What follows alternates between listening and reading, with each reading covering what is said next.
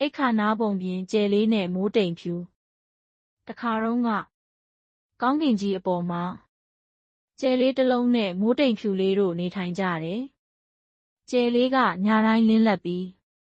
ကလေးတွေအိပ်ပျော်အောင်အလင်းရောင်လေးပေးခြင်းနဲ့ဒါပေမဲ့တညမှာမိုးတိမ်ဖြူလေးကကျယ်လေးကိုမတော်တဆဖုံးအုပ်သွားတယ်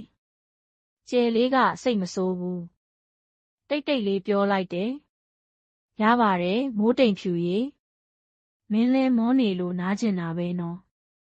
မိုးတိမ်ဖြူလေးကအံ့ဩပြီးတဖြည်းဖြည်းရွေ့သွားလိုက်တယ်ကျယ်လေးကထပ်မံလင်းလက်လာပြီးအောက်မှာအိတ်ချင်နေတဲ့ကလေးတွေကိုနူးညံ့တဲ့အလင်းရောင်နဲ့အိပ်ပျော်စေလိုက်တယ်မိုးတိမ်ဖြူလေးလဲ